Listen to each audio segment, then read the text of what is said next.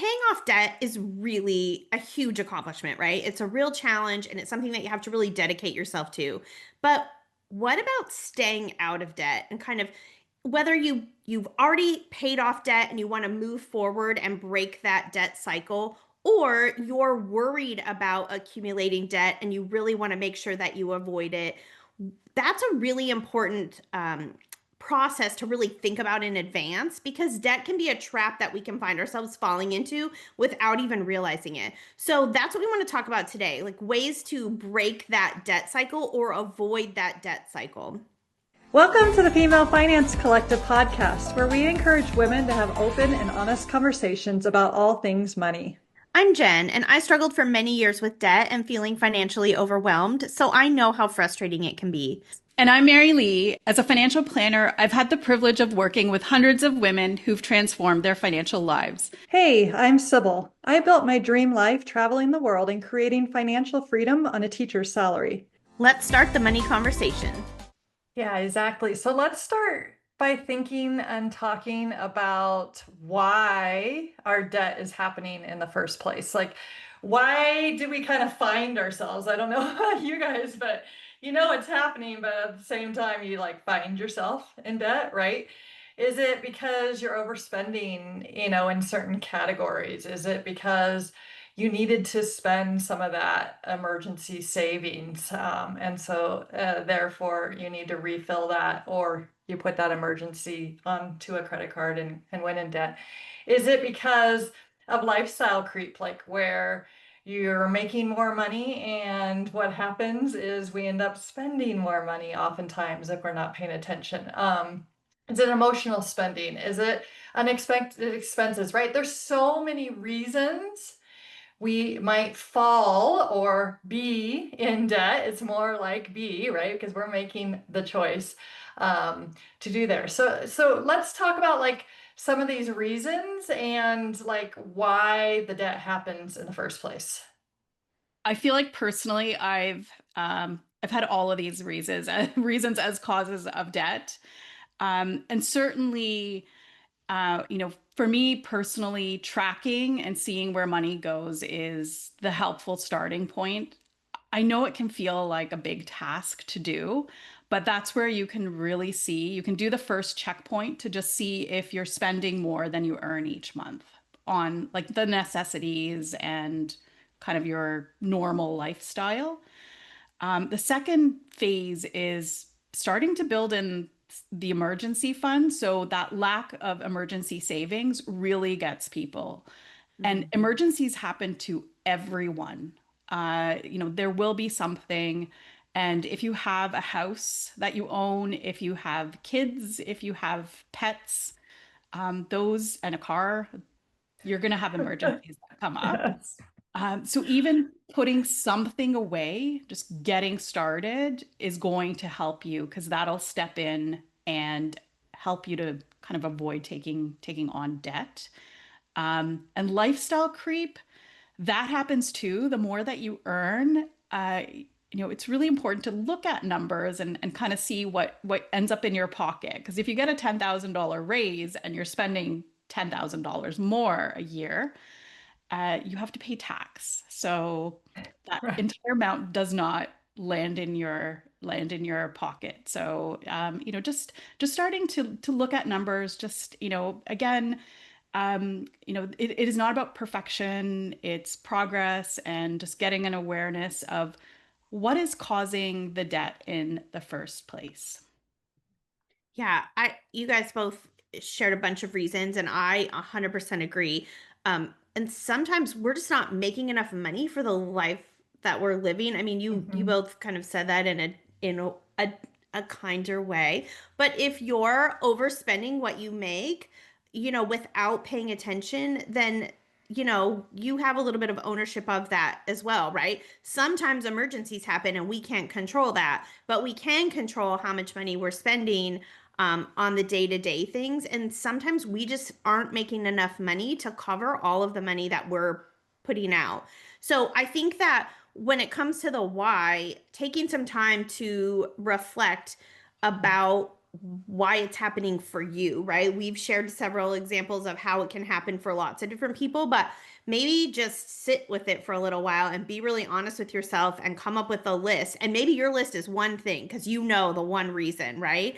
Um, and if you're somebody who's trying to avoid getting into debt, you've never had it before, but you're worried about that, maybe make a list of the things that you could see happening to you, right? Maybe you're like, well, so far I've been really lucky. I haven't had any emergencies, but I don't have an emergency fund. So if one comes up, I'm going to be in debt, right? So maybe start thinking about whether you are somebody who's already recovered from debt or whether you're trying to prevent it.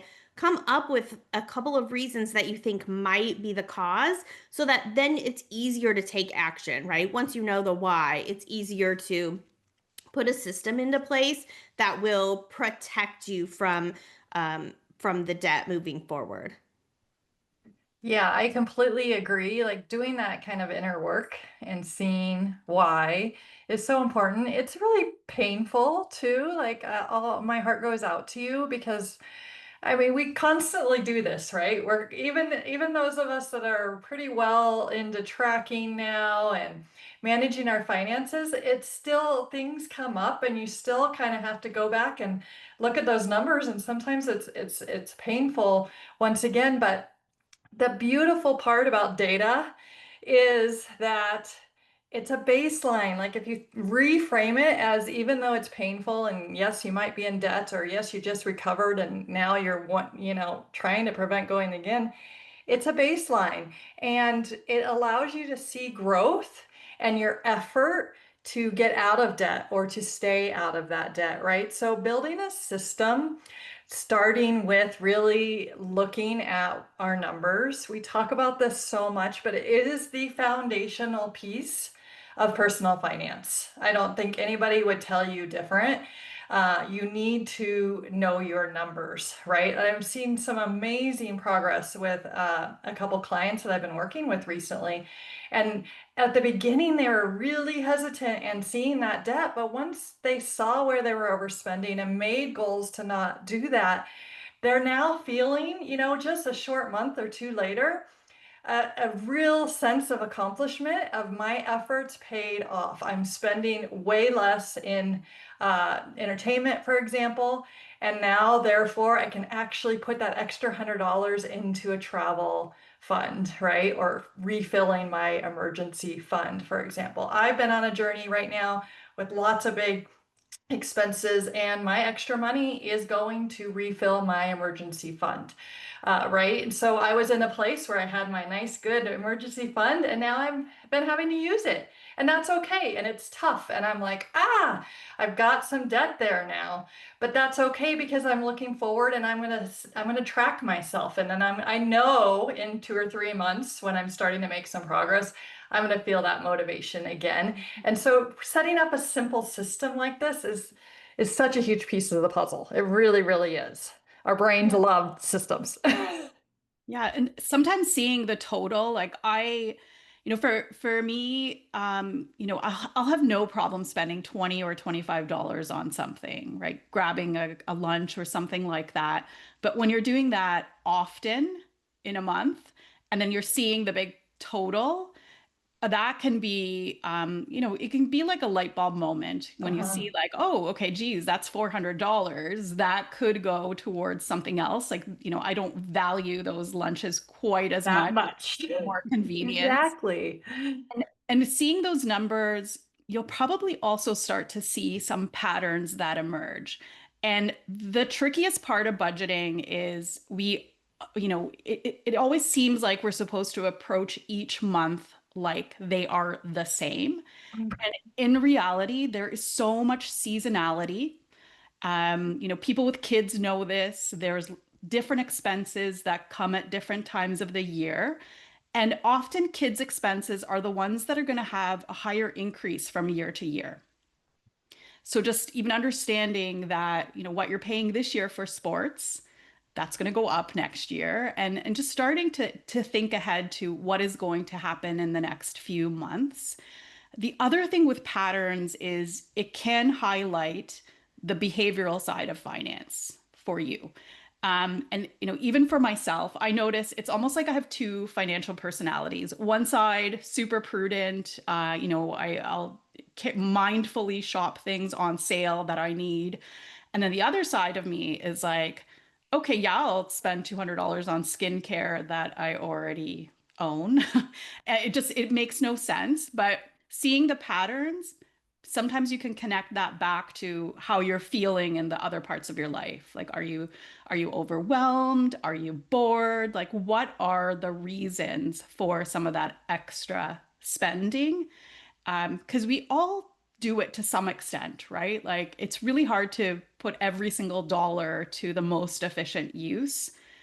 Part of our money is for fun too. So just, understanding kind of what your boundaries or guardrails are as it relates to your finances, and patterns help you with Yeah. that. I agree. I think patterns is so I love that you used that term Yeah. because if you overspend on I mean overspend, right? You're putting that own judgment on yourself. I'm not putting that, right? So if I overspend on something and I just do it once, I'm like, okay, well, that is not that big of a deal. But if I find myself doing that all the time, well, then I'm a little bit more worried about my choices, right? I need to start thinking about things in a different way. So I love that you included patterns, excuse me, because I think that is really a huge piece of the like problem solving or setting up the system. If it's something happening all the time, you need to put a system in place to kind of avoid that or limit the amount of times you're doing it. Whereas if it's just sometimes, that isn't as big of a red flag, right? Or as something to highlight. I think what I'm thinking about as I'm listening to you ladies share about this is that I really love that thoughtful spending or conscious spending where you actually think before you spend every single dollar. And that is a huge it's a commitment, but once you get rolling on it, it's pretty easy to do. And even if you commit to it for 1 month or 2 months, you'll notice that it does make a difference on your spending. Sometimes I'm like, do I really need this? Yes, that is going to bring me joy. I love it. I'm going to use it all the time or whatever it is, right? I'm really stressed out. I would love to have this experience or whatever the situation is. I'm okay spending the money on that. The next week, do I need to do the same thing? Probably not, right? So I've noticed that if I really pause and make a conscious effort to think before I spend every dollar, then it's so much easier, right? At Costco, do I really need to put this in my cart? Do we really need this? Does this make sense? Okay, it doesn't. Or, yeah, actually, I'm gonna need this in a couple months. It's on sale now. I'm just gonna get it and then I'll be able to spread my spending out a little bit. So I think that kind of thinking about your habits and what habits you could incorporate, what systems you could put in place to help you avoid that overspending or that debt trap. I'm just calling it a trap because I do feel like it just traps you there and then you're in that cycle and it's really hard to get out. But taking some time to really think about that, I think is helpful. And then you ladies really talked about this a lot, but shifting from debt to building wealth is like a whole mindset shift. And some you might be listening to this thinking, I can't even think about wealth building right now. Like I'm just trying to get groceries. Like we feel that, right? But sometimes when you shift your mindset away from, okay, I just got to avoid debt to how am I going to build myself up financially, then that starts to change things a little bit too. Instead of avoiding a spend because I'm trying to avoid debt, which doesn't really feel like a benefit, right? If I'm avoiding a spend because I'm trying to build wealth or I want to invest that money or I want to save that for the future, then it's like a whole different mindset. And in my opinion, becomes a little bit easier because you're skipping something out to create a reward or a benefit for your future self rather than thinking of it as a consequence to avoid the debt. Yeah, absolutely. And thinking about what you just said, Jen, and then Meri-Li, thinking about like our seasons. Sometimes we have like these big super weekends where we're going to, a big event and we're going out to dinner beforehand and we've got transportation too. And then you are tracking your money and you go back and you're like, oh, I totally overspent this month. we have to also look at this a little bit longer term, right? Because you want to tell yourself, instead of saying, I overspent, all this negative stuff, you want to tell yourself that was my one big weekend.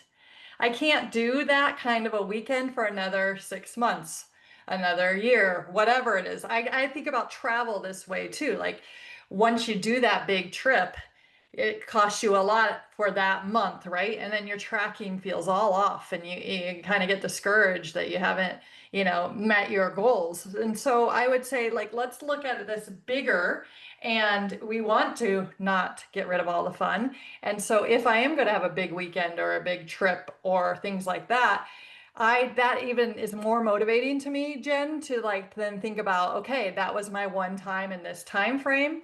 And because my goal is to rebuild that emergency fund, go, build that next trip, invest X amount of money every month, whatever your kind of wealth building bigger long-term goal. Like we're juggling, or we're like spinning a lot of plates at the same time, aren't we? Mm-hmm. We're like thinking about conscious spending in the day, and then we're thinking about like month-long goals of spending less in a certain category, maybe. And then we're thinking about quarterly, every 3 or 4 months, because our brain really can't fathom this whole 1 year, 5 year, 10 year thing, even though we have to try to do some dreaming and big planning.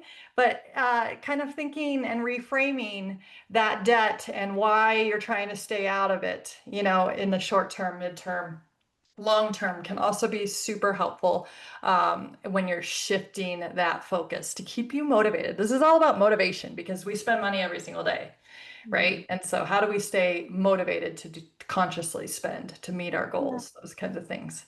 Well, and I think nowadays, like a lot of what we witness in life is instant gratification. Uh-huh. We get to whatever we want to watch. We pull out our phone, we can, view it. You're not waiting for like the next episode of any show. Like everything is instant gratification. And that aspect of financial delayed gratification, so saving up, dreaming, planning, looking at different strategies for how to be able to afford the trip you want. It's actually a really cool part It is. of your finances. And the more that you can think, like obviously being mindful in the present, but starting to think about like your future self and what you could enjoy. I think that's an important aspect of wealth building, right? You're giving yourself these experiences in the future that are, kind of giving you like building that life that you really, really want. So what about some action steps to kind of make this happen? So, you've thought about why the debt is happening, and sometimes that exploration takes a little while. So, what are some things that people could do next? There's a lot, right? And I think that has my um tendency, not hesitation, my tendency is to come up with 400 things I'm going to try to do, right? Right. So I think that as we share a few action steps, choose one or maybe two to focus on, because when you try to do too many things at once, that's when it feels overwhelming, it's easier to fail, so really, I think that's my number one tip when it comes to action steps is don't try to do too much at once, because I'm famous for that and it never works that well for me, right? I just get frustrated with myself. So I think one thing is to, if we're thinking about the future, choose one goal that you want to be saving towards, whether it is retirement or starting that retirement investment or saving for a vacation or for a fun weekend or new furniture or a house or whatever it is that is like a little bit bigger, longer term goal. I would choose one that you want to start saving for. And if you don't already have an account established for that, then open an account, like a high yield savings account or an IRA, or start putting money into your retirement plan that with your company if you have that, and just start saving towards that future.